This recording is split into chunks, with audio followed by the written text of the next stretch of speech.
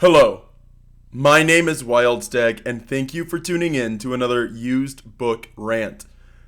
Today, I'm going to be closing off Women's History Month with this book, Reading Lolita in Tehran, written by Azar Nafisi. I bought this book used at Koaz for $3. It has a stamp on the inner cover, as well as one on the bottom of the book. This book has several indications of wear and tear and use, which makes sense because this book is a couple decades old. As of the time of recording, it is 20 years old. It was copyright in 2003. This is the 2004 Random House trade paperback edition. There's an author's note in the first few pages of the book that reads, "Aspects of characters and events in this story have been changed mainly to protect individuals, not just from the eye of the censor, but also from those who read such narratives to discover who's who and who did what to whom, thriving on and filling their own emptiness through others' secrets. The facts in this story are true insofar as any memory is ever truthful, but I have made every effort to protect friends and students, baptizing them with new names and disguising them perhaps even from themselves, changing and interchanging facets of their lives so that their secrets are safe." This book is autobiographical in nature, a memoir, written by Nafisi about a period of time in her life where the political structure of Iran changed. And among the major changes was a ban or significant reduction on the consumption of English literature, Western literature in general, but English literature especially.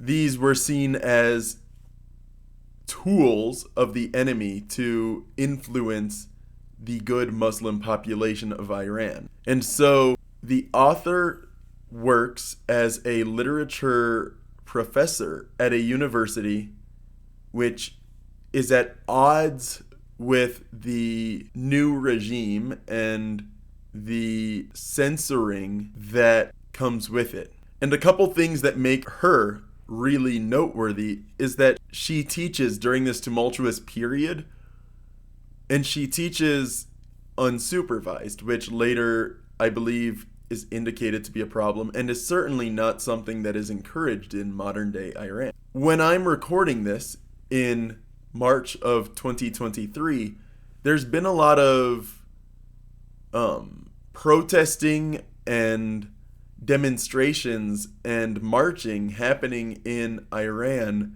a social movement to try and bring Iran to a more permissive place. And so this is a book about a book club, specifically in Tehran, that is secret. They are a group of only young women meeting on a regular basis to discuss books that they would not legally be allowed to discuss elsewhere. And as the professor, she hasn't just gathered sympathetic voices per se. She has gathered the students of hers and guest students. Some of them are students enrolled in her class. Some of them are students enrolled in her university but not in her class. And some of them are students at other universities that go to her classes to be educated. But these young women aren't just liberal-minded or socially progressive or atheistic in attitude. Some of them are deeply religious. Some of them are socially conservative. Some of them are already married or betrothed to be married. And a couple of them have been divorced. A couple of them are still single and are trying to live in a way that is theirs. She doesn't just have club members that agree with her in an echo chamber. It is a group of young women that runs the gamut of intellectual thought in Iran at this time. So the 4 sections in this book are titled Lolita, Gatsby, James, and Austin. And in each of these sections, the books being read are thematically relevant to things that are happening, current events or contemporary events that are happening in Iran. For example, the discussions about Lolita, she encourages her students to think past just the regime's understanding of Lolita, which is to decry Lolita as a seductress, a woman that is too loose with herself. And really, what Nafisi takes her time to impress upon these young women is that Lolita's personal situation in the book in a way mirrors their own. Lolita is groomed by a pedophile to be a very specific kind of girl. And around that villain, she has, to some degree, that groomed attitude. But she rebels because she is not this fantasy that the villain has created of her. She is her own individual person. It's a very self-aware analysis because the regime in charge of Iran at the time is kind of mirroring the villain of Lolita's mindset. Humbert is a grown man who takes a young woman and tries to mold her into being the kind of woman that to him is perfect. And a lot of the predatory acts that he does throughout the book are the sort of things that Iran does to the women of that nation. And so there's a self-aware discussion here about how Iran is, in a way, treating these women as if they were Lolita. And because of that, the analysis that is put forth by the government for the universities to discuss their curriculum basically has to portray Lolita as the villain of the story rather than Humbert. And they discuss that. And it's very interesting to see the things that are happening in these women's lives, the various ways other men are trying to control them. So one of the young women in the book club has to be driven to this book club by her brother. And her brother is very traditionalist, very manipulative, very controlling. That controlling nature comes out in the way that she talks about her brother. In a lot of ways, it meshes well with the way Humbert treats Lolita. Not in a sexual way in this case, though, because again, these are two siblings. But a lot of that control, the man controlling the woman, is central to this story. They also discuss other events in Iran's history come up, including their war with Iraq and the way that affects their lives, the book club, the way they'd gotten used to living with air raid sirens going off at inopportune times. And then the war ends up being protested partially by the more religiously conservative arm of the populace, but also by the more pacifistic and liberally minded people as well. There's somewhat of a secret police kind of thing going on where people will get kidnapped and then forced to confess to sins that they didn't commit. And one of the young women in the club ends up having to spend several days in police custody because of something like that. and they discuss it, and it's all in relation to the book that they are currently reading. As I said, this book does show signs of wear and tear, so I opened up to page 215, which is in the part about James. These two pages, 213 through 215, have pencil markings in them. One of the pages is dog-eared. The paragraph here is underlined and marked with pencil. During the Civil War, when James was discovering his own powers, he wrote in part to compensate for his inability to participate in the war. Now, at the end of his life, he complained about the impotence of words in the face of such inhumanity. In an interview on March 21st, 1915, with the New York Times, he said, "The war has used up words. They have weakened, they have deteriorated like motor car tires, they have, like millions of other things, been overstrained and knocked about and voided of the happy semblance during the last 6 months than in all the long ages before, and we are now confronted with a depreciation of all our terms, or, otherwise speaking, with a loss of expression through increase of limpness, that may well make us wonder what ghosts will be left to walk." And later, emphasized in this person's markings, James emphasized in his many letters one important resource to counter the senselessness of the war. He was aware, as many were not, of the toll such cruelty takes on emotions, and of the resistance to compassion that such events engender. In fact, this insensitivity becomes a way of survival. As in his novels, he insisted on the most important of all human attributes, feeling, and railed against the paralysis of my own powers to do anything but increasingly and inordinately feel. And during the section on James, they are discussing that war between Iran and Iraq. There's a couple other interesting moments that happen in this book. There's a moment in the last section about Jane Austen's work that made me chuckle. I shared it with my sister, and she loved this little excerpt. But I'm not going to start off reading the excerpt I wanted to read, because the chapter opens up with a very good analogy as to what living in the Islamic Republic is like.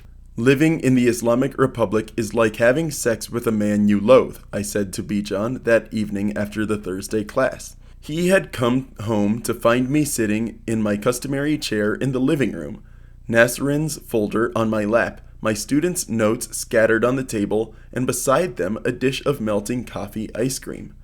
"Boy, you must be feeling rotten," he said after a glance at the ice cream. He took a seat opposite me and said, "Don't just let that sentence hang in the air. Explain a little." "Well, it's like this. If you're forced into having sex with someone you don't like, you make your mind blank. You pretend to be somewhere else. You tend to forget your body. You hate your body. That's what we do over here. We are constantly pretending to be somewhere else. We either plan it or dream it. Ever since my girls left this afternoon, I have been thinking of this issue." And then she gets into a bit of a discussion with her husband. And she says that Bijan was most articulate in his silences. Through him I had learned the many moods and nuances of silence. The angry silence and the disapproving one. The appreciative silence and the loving one. For the first time we began seeing the matter through each other's eyes. Now that he had begun to dismantle his life in Iran, he needed to articulate and share his thoughts and emotions. We spent long hours talking about our feelings, our ideas of home. For me, portable. For him, more traditional and rooted. On the following page, she has a discussion where she's at a coffee shop. Someone recognizes her. A woman was looking at me, more like staring. She smiled and, giving up her precious place in line, came towards me. "Dr. Nafisi," she said, "don't you remember me?" Clearly, she was a former student. Her voice was familiar, but I could not place her. She reminded me of my classes on James and Austen. Gradually, her ghost took shape in my memory and hovered into focus alongside her present self, and I recognized Miss Ruhi, whom I had not seen for some years. I would have recognized her more quickly if she had been dressed in a chador that emphasized her small, upturned nose and defensive smile. And then they discuss her class and memories of that class. And this more traditionalist woman who recognizes the doctor on the street asks questions like, "Do you remember our discussions of Wuthering Heights?" "Yes, I remembered them. And as we talked, I remembered her more clearly too. Images chased away her present unfamiliar face and replaced it with another, now also unfamiliar. I returned in my mind to that classroom on the 4th floor, to the 3rd, or was it the 4th, row near the aisle. I can just about pick 2 faces, almost identical in their bland disapproval, taking notes. They were there when I entered the class and would linger after I left. Most of the others looked on them with suspicion. They were quite active in the Muslim Students' Association and did not mix well even with the more liberal elements in the Islamic Jihad, like Mr. Forsadi.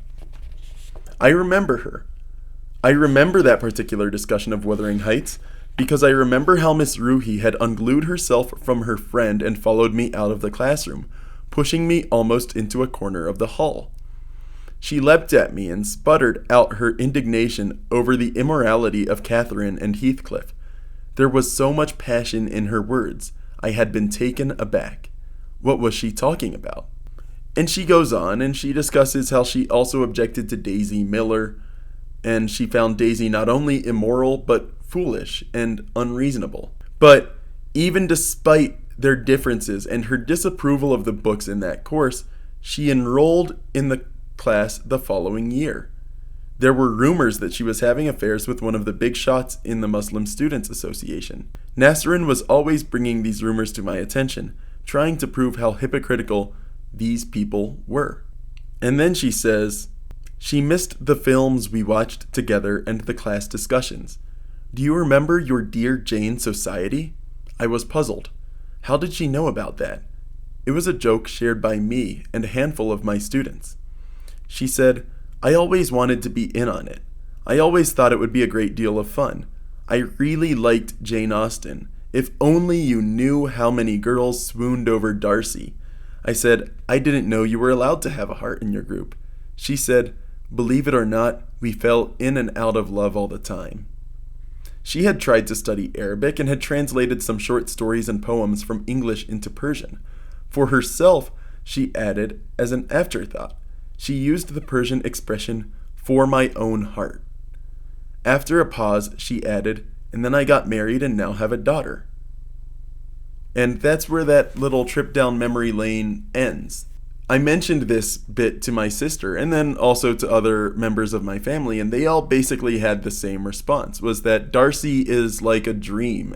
Even in the Islamic Republic, even in socially conservative and devoutly Muslim circles, there's still an air of sexiness and of admiration for Darcy. It's not just a droll life that these people have. Everyone has their own lives, and occasionally the author is allowed a glimpse into those lives. And through this memoir, she provides us a window into her own life. And not everyone has a good ending. Some of them are able to leave Iran eventually. Some of them stay there. I think one of them, the author never actually finds what happened to her. It's about the lives of women in a oppressive culture and the strength they find in adversity. And I think, especially with stories coming out from Afghanistan about the way books are being treated there, perhaps that energy and that spirit will find its way to Afghanistan and to other regions where women are being oppressed by a culture that is very male-centric. That's really what I want to leave off with that little bit of hope that women will find that strength, that people will find that strength to discuss censored thoughts and censored literature in a safe space for the participants of those clubs. This book is 340 pages long, thereabouts, split into 4 separate sections, and this copy also has like a reader's guide in the back, questions for the author, that sort of thing. It is more than worth the read. I paid $3 for this, And I think, honestly, I probably would have picked this up off the bookshelf new if I had seen it. If any of this content has interested you at all, I recommend you look for this in your library, your used bookstore, online as an ebook, as an audiobook, or even if you want to read it new, buy it. This is a fascinating book, and I really enjoyed it. My name is Wildstag, and thank you for tuning in to another used book rant.